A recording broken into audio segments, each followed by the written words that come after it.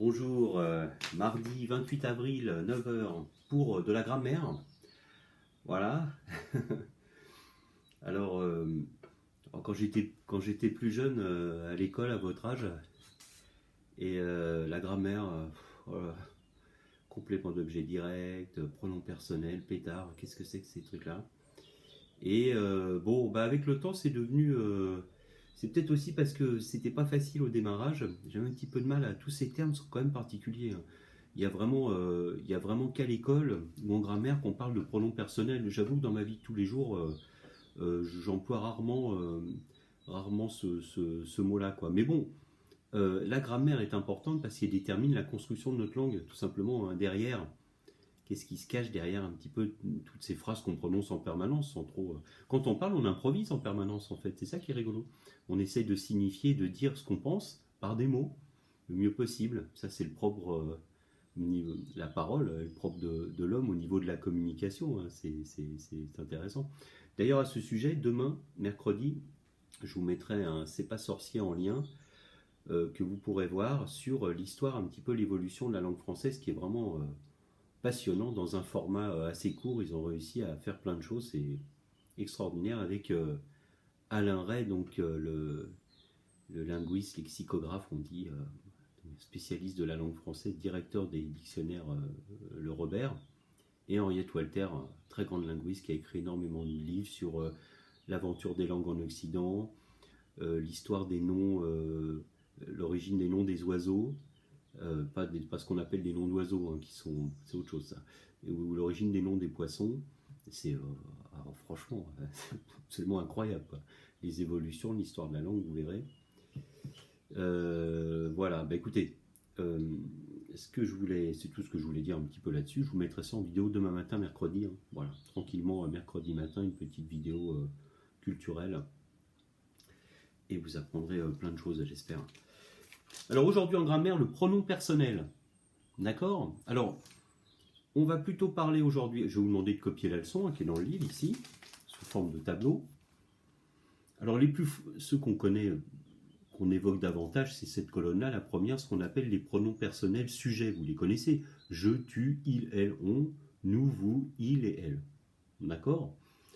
Un pronom, hein, si on prend le mot tel quel, si je fais un petit peu d'étymologie, d'histoire de la langue, pro, ça veut dire pour le nom. En fait, ça remplace le nom, et c'est une utilisation très littéraire, un petit peu comme on va le voir, ça évite les répétitions.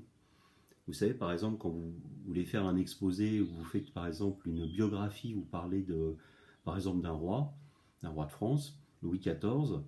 Bon, ben, on va dire Louis XIV se levait, Louis XIV, bon, ben, on va commencer à utiliser des pronoms personnels, remplacer pour éviter aussi les répétitions, il, ou alors on lui donne ses surnoms. Le roi Soleil, le miraculé, Louis Dieudonné, bon, enfin, il avait pas mal de surnoms, ce roi-là, enfin comme d'autres, voilà. Alors le pronom, hein, évite des répétitions et allège un petit peu le discours à l'écrit. Sinon c'est un petit peu la répétition, au bout d'un moment ça devient difficile à lire pour tout le monde. D'accord, vous voyez ce que je veux dire? Voilà, alors l'exercice que je vous demande de faire, donc copier la leçon, hein, grammaire quelque chose, je vous fais confiance, vous me direz. Vous copiez, changez de couleur, vous faites bien le tableau. Deux manières de faire le tableau, hein, j'ai déjà expliqué, soit vous tracez d'abord le tableau et vous remplissez, soit, je vous recommande aussi, c'est d'abord d'écrire les choses, et quand vous avez écrit, d'encadrer. C'est pas mal. Parce que sur le cahier, c'est pas du traitement de texte, hein. Vous savez, c'est pratique quand on tape sur un traitement de texte sur l'ordinateur. On a fait un tableau, puis d'un coup, les cases s'agrandissent quand on voit que le mot va être trop long. Voilà, c'est fichu, hein. Quand vous avez tracé déjà votre tableau, des fois on commence à écrire, puis on se rend compte que là, il faut que j'écrive tout petit, etc. Donc une deuxième manière, c'est d'écrire les choses d'abord, le titre, hein, les colonnes, etc. De tout écrire, et puis ensuite de faire un encadrement. Comme ça, moi c'est ce que je vous recommande, c'est ce que je fais, hein, personnellement, donc voilà. Pronom personnel sujet, je tue une nouveau il. La prochaine fois, quand on fera mardi prochain une autre vidéo de grammaire, je m'intéresserai un petit peu plus au pronom personnel complément d'objet. Et oui, parce que ça existe.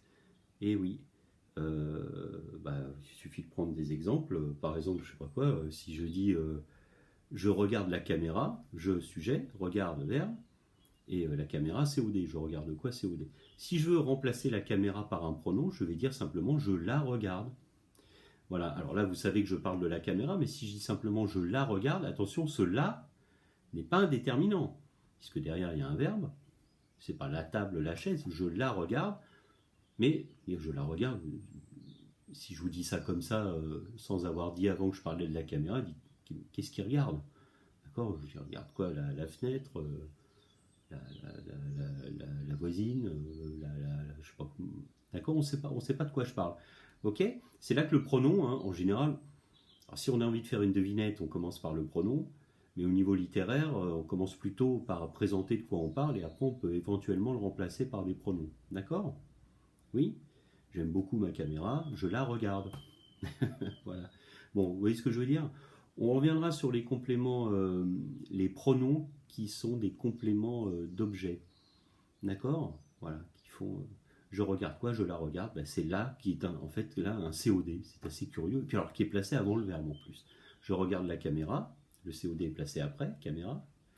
Mais si je remplace la caméra par là, le pronom, je la regarde. Ah, du coup, ben, cela, c'est pas je dis je regarde là. Vous voyez, ça veut pas dire la même chose. Je la regarde. Bon, bref. On reviendra là-dessus la semaine prochaine un petit peu plus. Je vous demande un seul exercice en aujourd'hui d'application. Ah, quoique.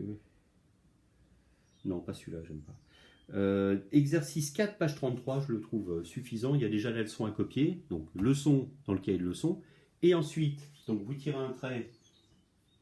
Si vous avez commencé par la symétrie, quoique la symétrie c'était à faire sur papier uni, donc bon, vous pouvez le garder. Alors, vous pouvez aussi découper et coller dans le cahier du jour si vous le souhaitez, hein, le travail sur la symétrie. Et puis voilà, donc voilà, là vous mettez directement sous la date, hein, exercice tout simplement 4 page 33. Exercice 4 page 33. D'accord? Hop. Je vous lis l'énoncé. Recopier complète chaque phrase. Alors, recopier complète chaque phrase avec le pronom personnel qui convient et conjugue le verbe au futur. D'accord? L'exercice 4, page 33, vous voyez? En haut. Alors, je vous fais la première phrase, je vous la donne. Toi et moi, donc, toi et moi, il faut remplacer ça par le pronom personnel qui convient. Toi et moi, déjà il y a moi, donc si j'ai quelqu'un avec moi, si tiens, je me vois au niveau de la caméra, toi et moi, bon, c'est la même personne, toi et moi, tiens, voilà mon ami, hein, toi et moi, nous, alors le verbe au futur, hein, nous irons en vacances au Portugal. D'accord? Donc je remplace par le pronom et je conjugue le verbe au futur. Donc il y a deux choses à écrire, hein, d'accord? Charles et toi, alors là, je suis plus dans le coup. Hein. Charles et toi, on le remplace par quel pronom? Posez-vous la question. Et ensuite, le verbe prendre, au futur, le petit déjeuner en descendant de l'avion. Elle et lui, vous voyez, on cherche le bon pronom personnel à chaque fois. Donc pour toi et moi, ça devient nous. Nous irons en vacances au Portugal. Voici ce qu'il faut faire pour la première phrase. Et vous faites les autres sur le même modèle. Voilà. Et bien écoutez, je vous dis peut-être à tout à l'heure pour la correction de la symétrie.